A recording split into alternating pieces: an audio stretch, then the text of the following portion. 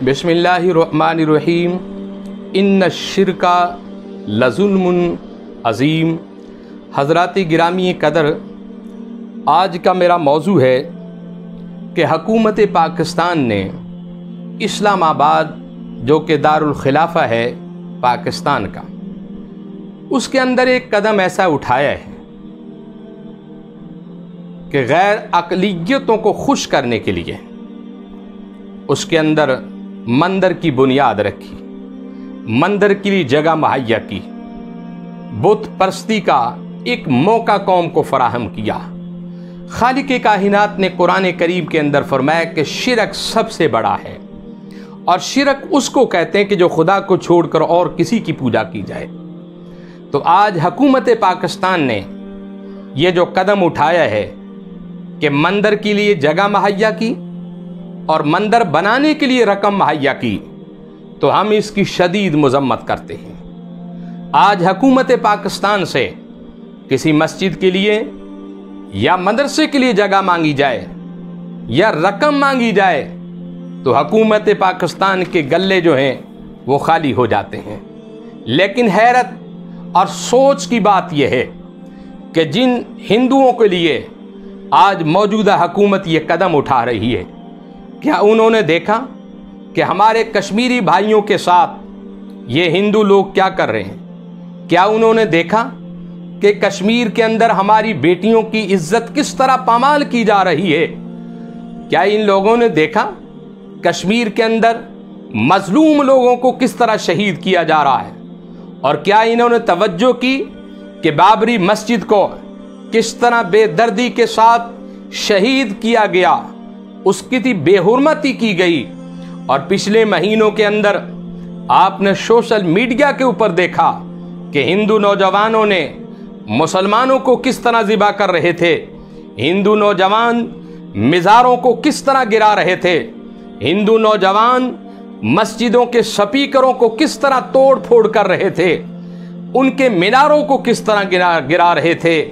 आज हैरत और अफसोस की बात है, अपनी मौजूदा हुकूमत के ऊपर ये पाकिस्तान इस्लाम के नाम पर बना, ये पाकिस्तान इस्लाम के नाम पर मारज़ वजूद के अंदर आया। इस पाकिस्तान की बुनियाद कलमा है तय्यबा है, ला इलाहा इल्लल्लाह मुहम्मदुर रसूलुल्लाह। गोया कि पाकिस्तान की जो बुनियाद है ये कलमा है तय्यबा है, और पाकिस्तान का मतलब भी ला इलाहा इल्लल्लाह। पाकिस्तान का मतलब क्या? ला इलाहा इल्लल्लाह मुहम्मदुर रसूलुल्लाह। मैं अपनी मौजूदा हुकूमत से ये अपील करूँगा, अगर आपने, हम समझते हैं कि गैर अक़लियत उनके हकूक़ पाकिस्तान के अंदर बराबर हैं, लेकिन मेरी मौजूदा हुकूमत से ये अपील है, आप अगर चाहते हैं उनको हुकूक़ दिए जाएं, उनकी हौसला अफजाई की जाए, उनको इज्जत दी जाए, पुराने जो मंदिर हैं आप उनकी देखभाल करें, उनकी तामीर करा दें, उनकी मुरम्मत करके दें, लेकिन ये कौम का पैसा, एक पैसा भी ज़ाया ना किया जाए, क्योंकि ये कौम गैरतमंद कौम है। इसने मेहनत और मुशक्क़तों से ये पैसा कमाकर हुकूमत पाकिस्तान का हाथ बटाती है। तो मेरे भाइयों, मैं हुकूमत पाकिस्तान से ये अपील करूँगा, ये शिरक का जो अड्डा है इसको बंद किया जाए। क्यों? तारीख़ उठाकर देख लें, फ़तह मक्का के मौके पर 8 हिजरी को जब मेरे और आपके आका रहमत आलम सल्लल्लाहु अलैहि वसल्लम को अल्लाह ने जब फ़तह मक्का का मौका अता किया, हुज़ूर अलैहिस्सलाम काबे के अंदर दाखिल हुए और बड़ी शान से दाखिल हुए। नबी मुअज़्ज़म ने कहा कि अयना अलीयुन, कहाँ है अली मुर्तज़ा?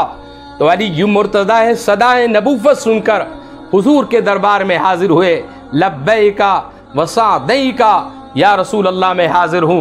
हुज़ूर ने फरमाया कि अली ऐसे करो, मुस्तफ़ा के कंधों पर बैठकर इन बुतों को गिरा दो। मौला अली चेहरा मुस्तफ़ा देख कर मुस्कराने लगे और कहने लगे कि या रसूल अल्लाह सल्लल्लाहु अलैहि वसल्लम, बड़ी हैरत की बात है, एक तरफ आप इशारा करते हैं चाँद की तरफ, तो चाँद आपके इशारों पर टुकड़े होकर आपके कदमों में आ जाता है, सूरज को इशारा करते हैं, सूरज वापस आ जाता है। लेकिन आज हुक्म रसूल है, मौला कायनात नबूवत के कंधों पर सवार हो गए। आपने हाथ में छड़ी ली और काबे के अंदर चले गए और ये आयत पढ़ रहे थे, कुल जाल हक्कु वज़ाहकल बातिल, कि हक आ गया और बातिल चला गया।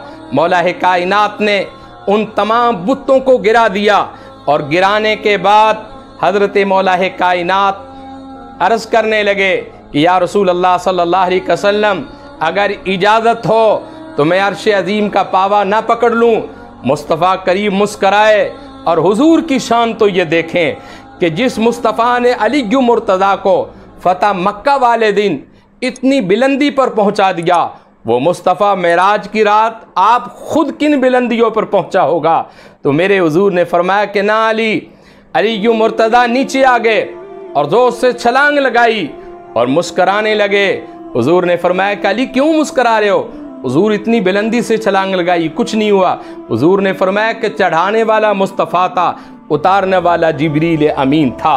तो मेरे भाइयों, उस मुस्तफ़ा करीम ने बुत परस्ती को ख़त्म किया था, काबे को साफ किया था।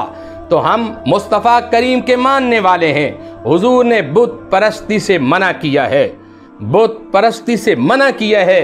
और कुरान करीम ने कहा है कि जो बुतों को पूजेगा वो शिरक वाले लोगों में शामिल होगा, और शिरक जो है सबसे बड़ा गुनाह है। इसी तरह तारीख़ उठा कर देख लें कि जद्दुल अंबिया हज़रत इब्राहीम खलीलुल्लाह अलैहिस्सलाम, जो मेरे और आपके दादा जान थे, आपने अपनी ज़िंदगी के अंदर बहुत सारे बुतों के टुकड़े टुकड़े किए थे। नमरूद के रबाड़े में दाखिल होकर आपने तमाम बुतों को तोड़ दिया।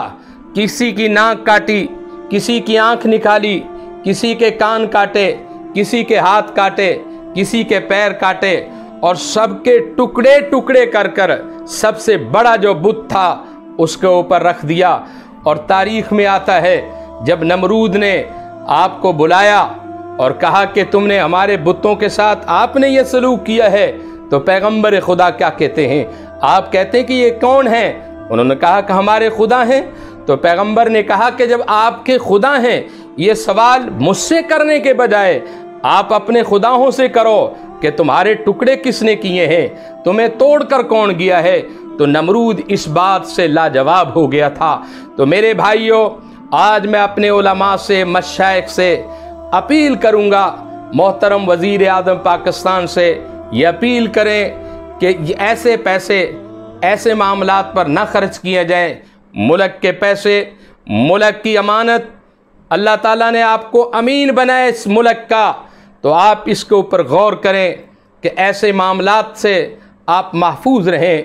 बहुत सारी जगह हैं आप वहाँ खर्च कर सकते हैं।